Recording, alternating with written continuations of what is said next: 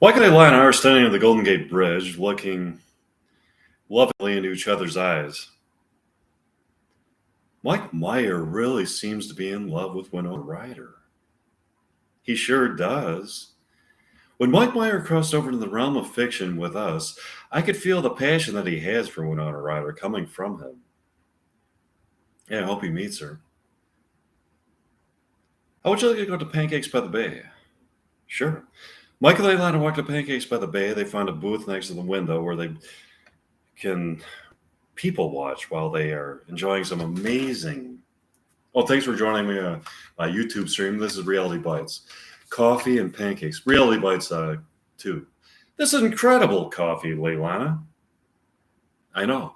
The richness and complexity of the flavor is something that excites my taste buds in a way that brings my mind, body, spirit, and soul to a place of tranquility and eternal pleasure. Yeah, I like the coffee too. All of a sudden, they are approached by a woman in formal attire named Samantha Henderson. Hi, my name is Samantha Henderson. I'm the editor of Coffee Lovers Monthly here in San Francisco.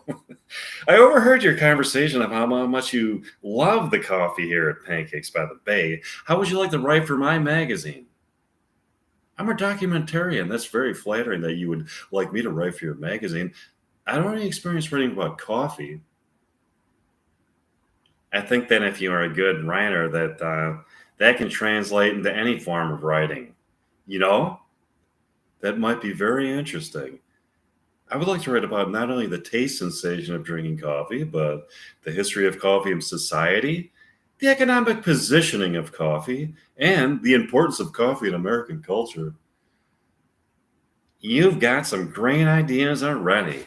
I'll be back here tomorrow. We can discuss the details.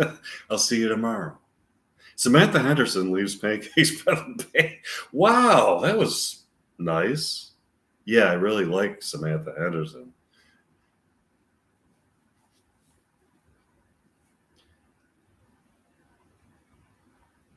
Let's go back to my continuity to practice more William Shakespeare dialogue. Sure. Mike and Leilana practice more William Shakespeare dialogue. Mike and Leilana get up the next morning to meet Samantha Henderson at Pancakes by the Bay. They find a booth by the window where they can watch happy San Francisco people walk by.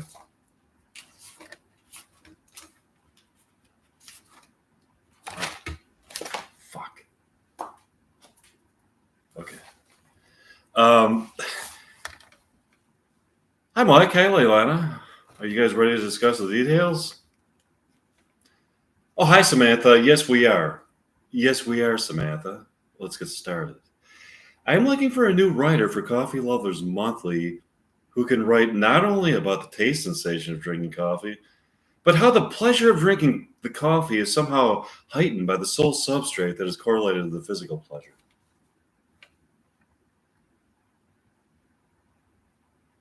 I could describe it that way. Okay, Leilana, here's a sample of coffee that was brewed from coffee beans harvested in the mountains of Oregon. This is the most popular coffee at Pancakes by the Bay. Take a sip of it and tell me how you would describe it. Let's see. It has a velvety rich taste to it and a complexity that excites the taste buds in a soothing way. It has a strong taste to it, but very flavorful. The pleasure of drinking this coffee is enhanced by thoughts of beautiful memories that I have when I was just out of high school, discovering some of the greatest authors, such as Aldous Huxley. I remember reading his novel Time Must Have a Stop, pondering the unknown nature of reality and the connection of mind, body, soul, heart, and spirit to nature. It was such a liberating time in my life when I came to a solipsistic understanding of self reliance and how being your own best friend is personal empowerment. And how this notion is the ultimate way to perceive life and to truly be free. That being said, solipsism can only take you so far. Finding your love in this world is the only way to live a life of meaning and purpose. That's pretty good, Leilana. I think you are brilliant. You start next Monday. I'm happy about that. Let's go back to my condominium to practice more William Shakespeare. Sure, Michael Leilani practiced more William Shakespeare dialect. Mike and Leilani had a few beers and talked. They sat on Mike's couch, looking out of the Golden Gate Bridge on a beautiful moonlit night. It's so nice to actually be with you, Leilani. There have been so many nights that I have sat here alone, dreaming about us together, kissing in the moonlight beneath the Golden Gate Bridge.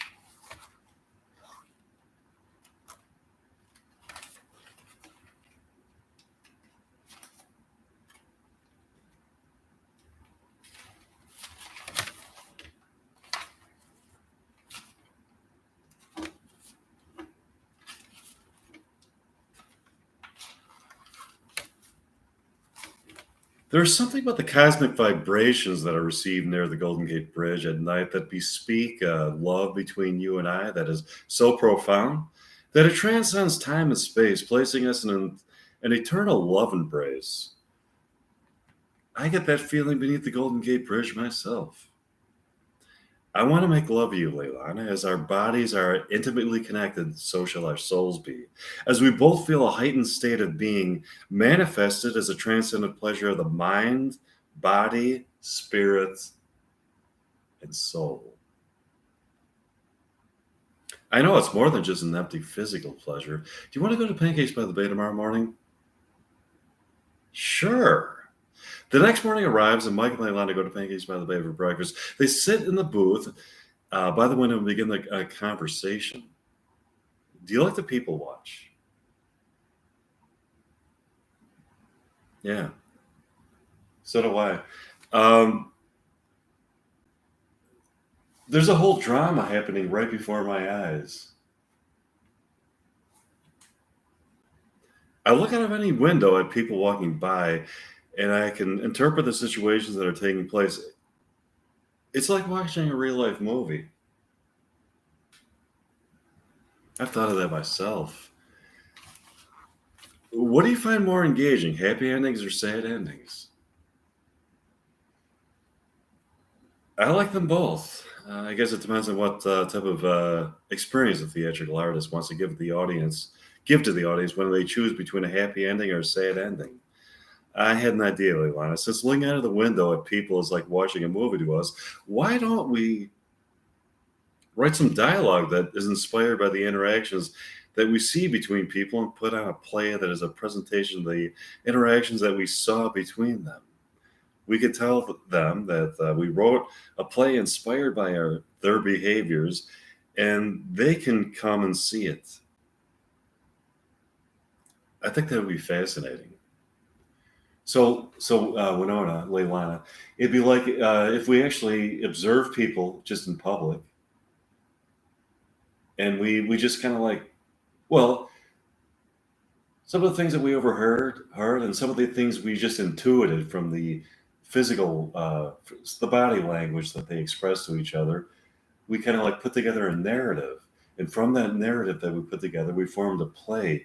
And then we put on a play in a theater. And then we invited the very same people that we wrote a play about to see the narrative that we wrote about them. And they didn't even know that we were writing a narrative, a play about them. And then they buy tickets to see this play that we wrote about them.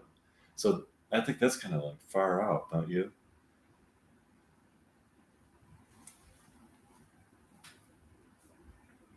Okay, so anyways, um,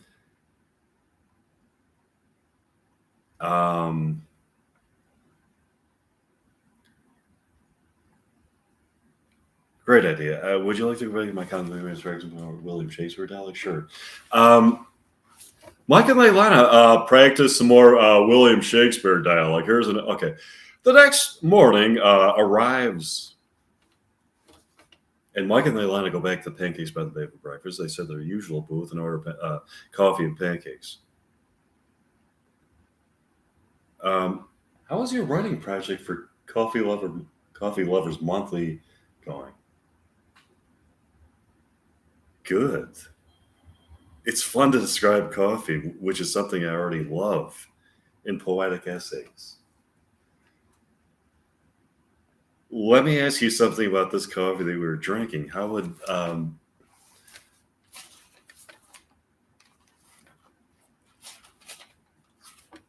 you describe this coffee? When I drink this coffee, Leilani, my taste buds are stimulated in a way that heightens the awareness of my soul in a place of immortal love with you. Wandering the landscapes of natural beauty in a realm of soul discovery and the fulfillment of my deepest yearnings for human transcendence. I love this coffee too. The flavor is complex. Excuse me. It both soothes and stimulates. It's amazing. Hey, look, Leilani.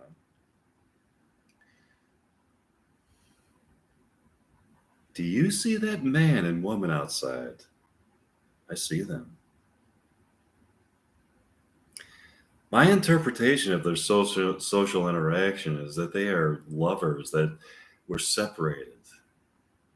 See, that's one example of like the when we see something, we can interpret from we can intuit, we can interpret from the little bits and pieces of verbal language that we hear, and then also body language. So, based on our observations, we see that it appears that our intuitions tell us that it's two lovers that were separated. Okay, and that goes in the script. Okay, they haven't seen each other in a while. Really, you can glean that much from observing them. Look at the tears in their eyes.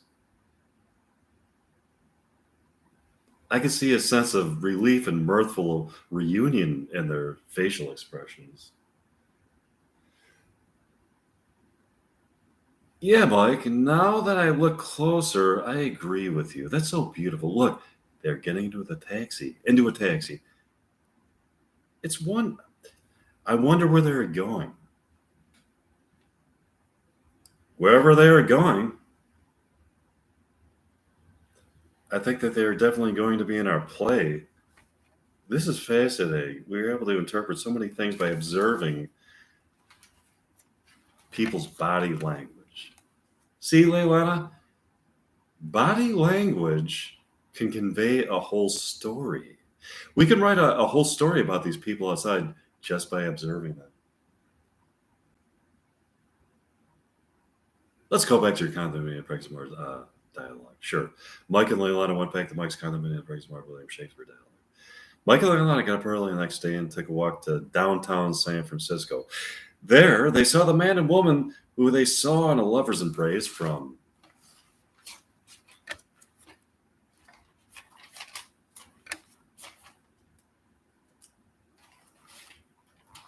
outside of the window at Pancakes by the Bay. Look, Leilani, I think it's the man and woman that we saw in a lover's embrace at Pancakes by the Bay. I think it is. Do you want to ask them if it is them? Sure.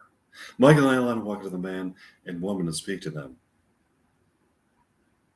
Excuse me, sir. What is your name? Hi, my name is Hugh. This is my girlfriend, Isidore. Hi. It's so nice to meet you, Hugh and Isidore. This might seem very unusual to you, but I have an interesting question for you. Go ahead. What is your name?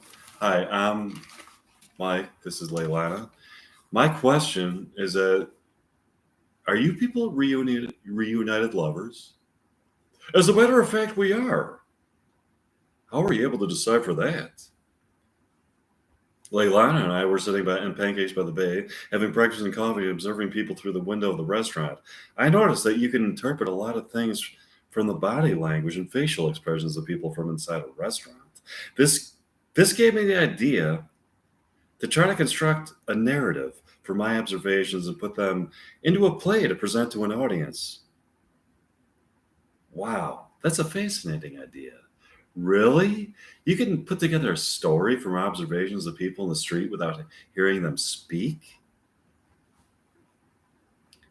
There's a whole complex interplay of stories happening in the streets. I have a keen sense of what other people are thinking and how their lives relate to each other. That's great. We want to be involved in it. That's great. Do you want to go back to your condominium and Frank more William Shakespeare dialect? Sure. Michael A. Lennon went back to Mike's condominium and Frank more William Shakespeare.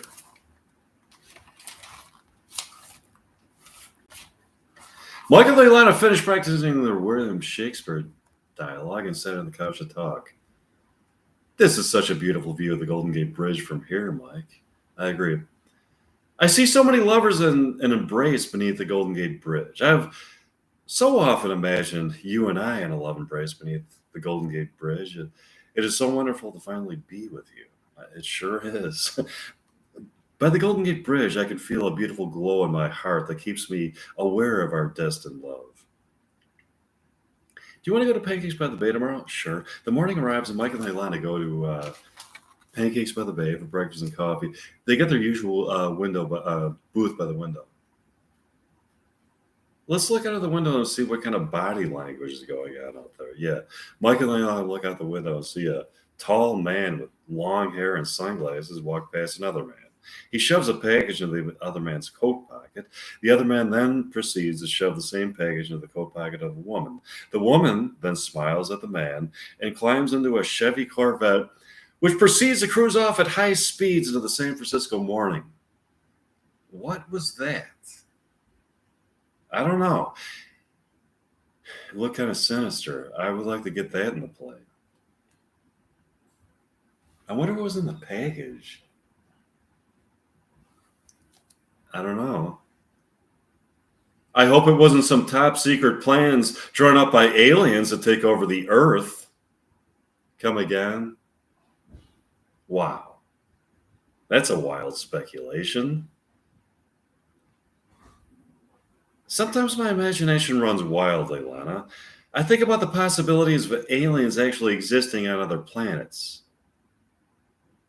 I then think of possible ways that they might travel here and assimilate into our society, convincing us that they are also Earthlings when they are actually aliens involved in some kind of conspiracy. Or that package could have just been something that was ordered by somebody. In any event, I want to know more about this. It just seems too suspicious to me. I could see from the body language there's something going on. I want to find out. How are we going to find out? I have a feeling they'll be back tomorrow. We'll come back to Pancakes by the Bay and see. That'd be good. Would you like to get back to your condominium and break some more William Shakespeare dialogue? Yeah. Michael and I went back to Mike's condominium and break some more William Shakespeare dialogue. Michael and Leilani got up the next morning and went to Pancakes by the Bay for breakfast and coffee. They sat at their usual booth by the window. This is so suspicious to me, Leilani. I wonder what's in the package that people will keep passing back and forth to each other. Your alien conspiracy theory seems very unlikely to me.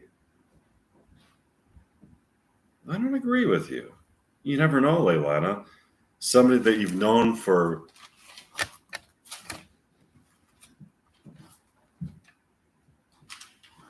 years might actually been an alien who was transmogrified into human form. Some people may be the spawn of aliens and they aren't even aware of it themselves. Maybe someday an alien ship will come and take these alien spawn to their true homes on some distant planet, maybe in another galaxy. Let's get this straight, Mike. You actually have a theory that some people might actually be alien spawn, and that possibly someday an alien spaceship is going to come and take them back to their native planet. That's my point exactly, Leilani.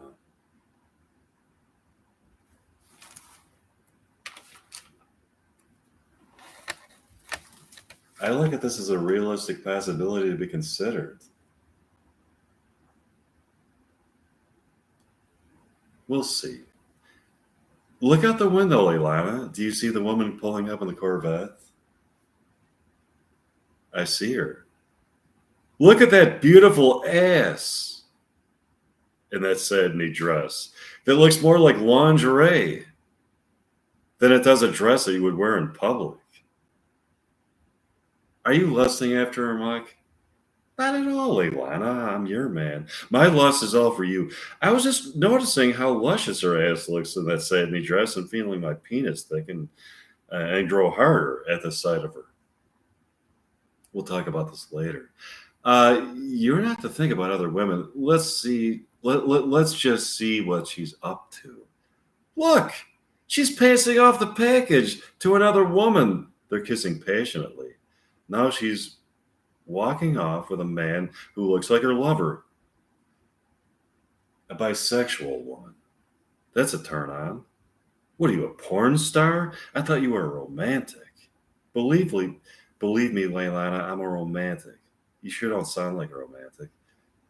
I am a romantic, Leilana. All that beautifully romantic stuff you said to me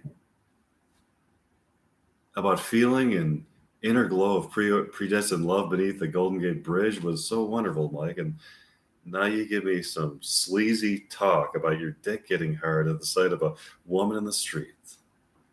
There are weird dichotomies in me, Leilana. As much as my libido is stimulated by the sight of sexy women, I am fully committed to you. I'm a romantic. I'll see if that's true in the future. Look now, Leilana. The woman that the package was passed to is running off, and a whole bunch of other women are chasing her. I wonder what's going on. I hope we find out soon. Would you like to go back to your condominium, the Praximar William Shakespeare dialogue? Sure. Michael and Leilana went back to Mike's condominium, the Praximar William Shakespeare dialogue. Mike and Leilana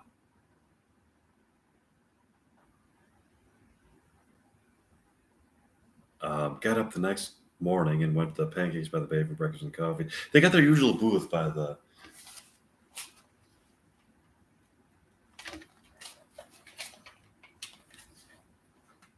window where they can observe people and interpret their behaviors. Are you enjoying the coffee this morning, Leilana? It's wonderful. I'm thinking about that package. I wonder what is in it. Whatever it is, people seem to hold it to be of great importance. I have a theory that it could be plans drawn up by aliens who are in disguise here on Earth, plans for the takeover of planet Earth. Here you go with your alien conspiracy theory again. I certainly doubt that is accurate. It's probably just business documents or something. Then why are people so intrigued by it? As if it were a crucial issue. People get upset at each other about little things. I'm going with my alien conspiracy theory. I seriously doubt it. Look, Leilana, there's a tall woman with long hair passing the package to another tall woman with long hair. I see it. All of a sudden, the woman to whom the package was passed looks at Mike and Leilana with an intense fury for several minutes. She then proceeds to get in her Corvette and drive off into the San Francisco morning. I really want to know what is going on. So do I. Would you like to practice some more William Shakespeare dialogue? Sure. Mike and Leilana practice some more William Shakespeare dialogue. Here's the next one. Now you're going to get my William Shakespeare.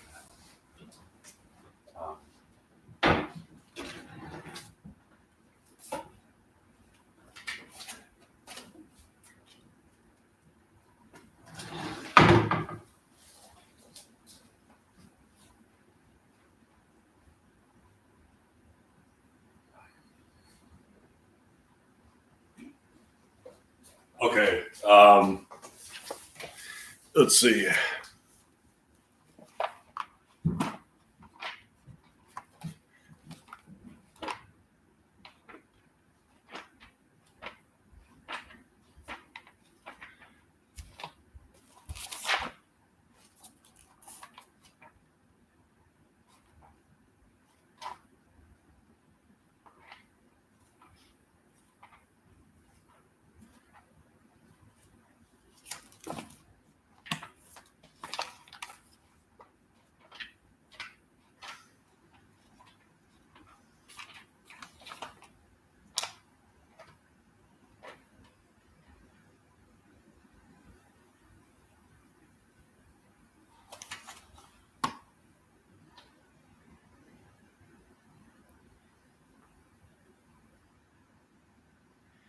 Hamlet, Prince of Denmark. Scene 2, Elsinore, the castle. Flourish, enter Claudius, King of Denmark, Gertrude, the Queen, and counselors, including Polonius, his son Laertes, Voltimand, Cornelius, and Hamlet. Though yet of Hamlet, our dear brother's death, the memory be green, and that it is befitted to bear our hearts to grief and our whole kingdom, to be contracted to in one brow of woe, yet so far hath discretion fought with nature that we have with wisest sorrow think on him, together with remembrance of ourselves. Therefore, our sometime sister, now our queen, the imperial jointress to this warlike state, have we, as 'twere, with a defeated joy, with an auspicious and dropping eye, with mirth and funeral, and with dirge and marriage, in equal scale, weighing delight and dole, taken a wife, not have we herein barred your better wisdom, which have freely gone with this affair along. For all our thanks, now follows that young Fortinbras, holding a weak supposal of our worth, our thinking by our late dear brother's death, our state that disjoint and out of our frame, colleague with his dream of his advantage, yet fall post with misery. You know what? I'm going to just go right to Romeo and Juliet. Okay. Scene 2, Capulet's orchard, enter Romeo. He just has scars that never felt a wound. Enter Juliet above the window. But soft, what light through yonder window breaks? It is the east, and Juliet is the sun. Arise, fair sun, and kill the envious moon, is already sick and pale with grief. That thou, her maid, art more fair than she.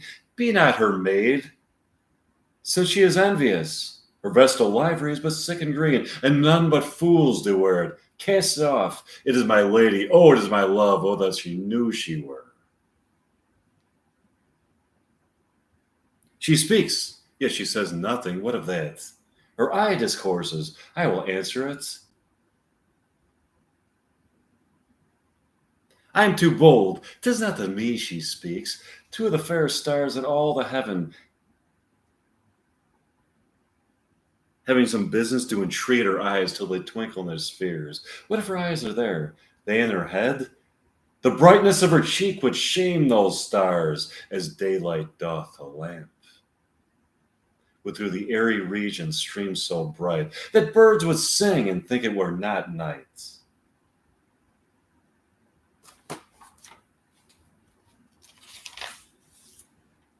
See how she leans her cheek upon that hand. Oh, that it were a glove upon that hand, that I might touch that cheek.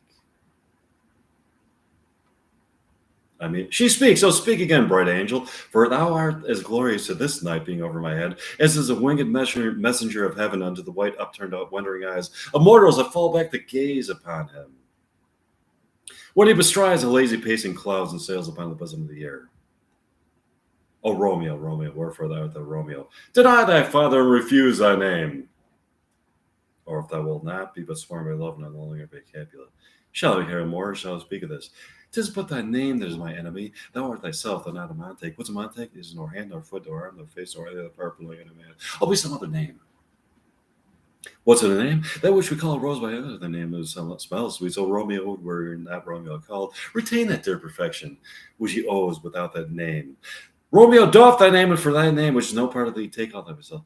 I take thee at thy word. Call me but love, and I'll be new baptized. Henceforth I never will be Romeo. What man art thou? Thus be screened in nights, thou stumblest on my counsel? By a name I now know not to tell me who I am. My name, dare say it is hateful to myself, because it is enemy to thee. Had I it written it, I would tear the word. My ears have yet not drunk 100 words of thy tongue's uttering, yet I know the sound. Art thou not Romeo and a Montague, neither fair maid of either these like?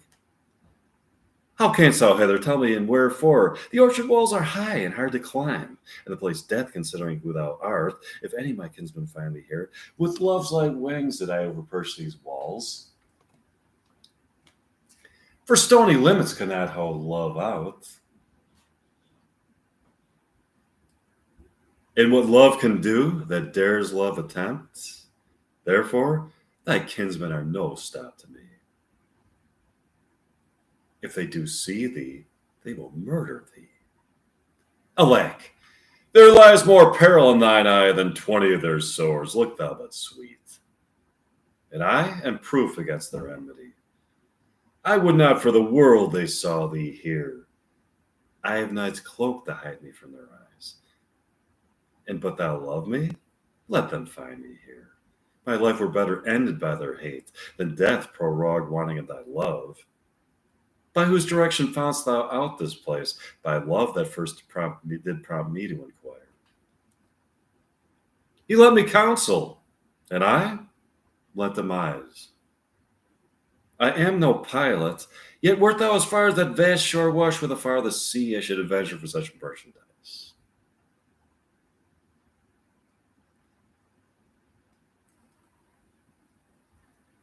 Lady, by yonder blessed moon, I swear that tips with silver all those fruit tree taps.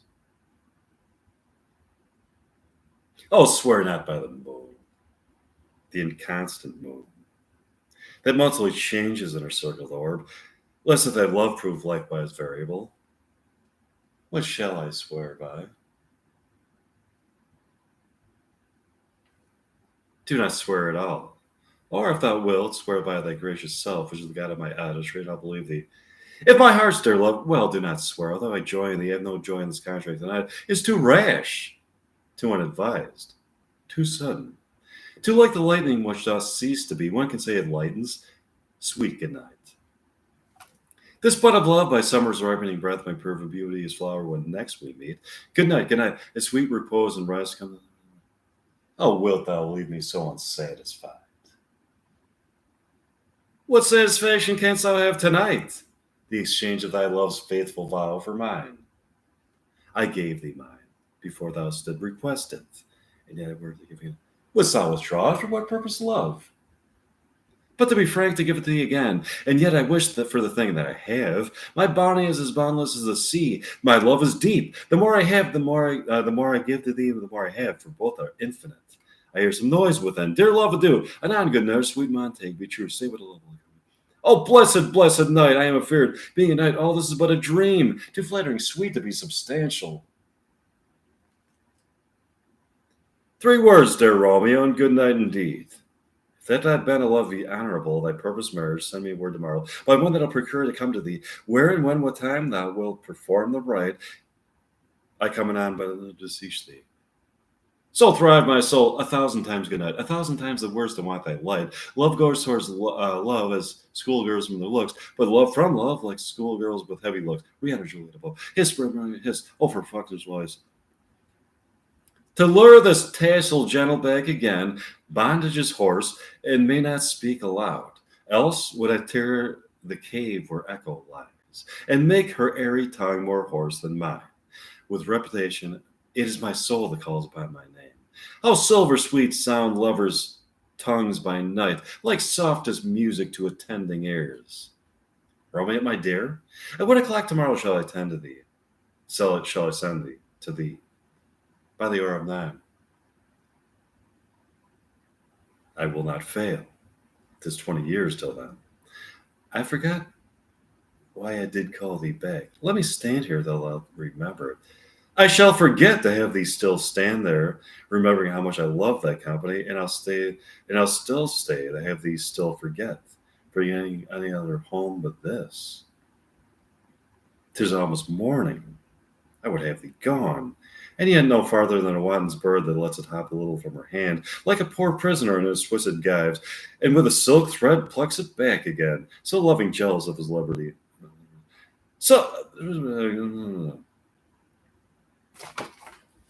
Sleep, dwell upon thine eyes, peace in thy breast. Would I were sleep and peace, so sweet to rest.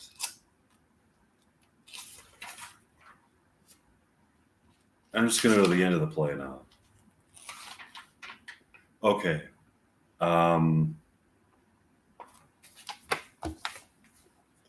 Give me the mattock and the wrenching iron. Hold, take this letter early in the morning. See thou delivered to my father. Give me the light upon the life I charge thee. Whatever thou hearest or seest, stand all aloof. and do not interrupt me in my course while I descend to this bed of death, is partly to behold my lady's face,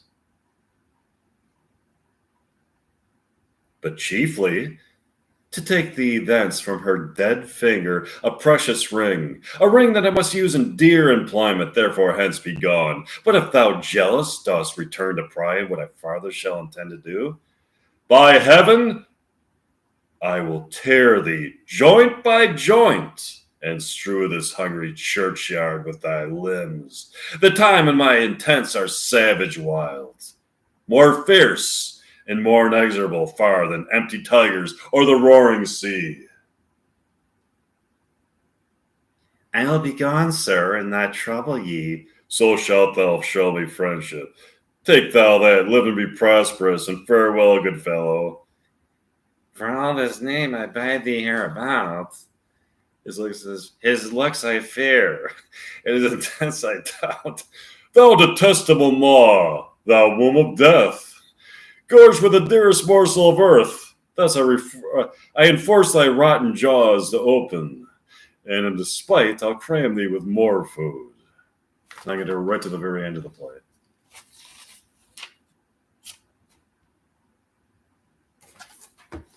This letter doth make good the friar's words, their course of love, the tidings of her death.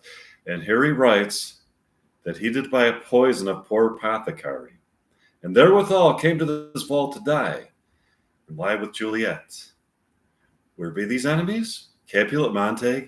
See what a scourge is laid upon your hate, that heaven finds means to kill your joys with love. And I, for winking at your discords too, have lost a brace of kinsmen. All are punished.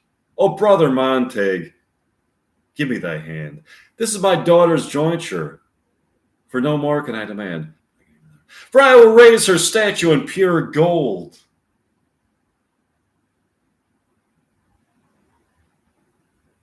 That whiles Verona by that name is known, there shall no figure at such rate be set as that of true and faithful Juliet. As rich shall Romeo by his ladies lie, poor sacrifices of our enmity. A gloaming peace this morning with it brings, the sun for sorrow will not show his head. Go hence to have more talk of these sad things. Some shall be pardoned, some punished. For never was a story of more woe than this of Juliet and her Romeo.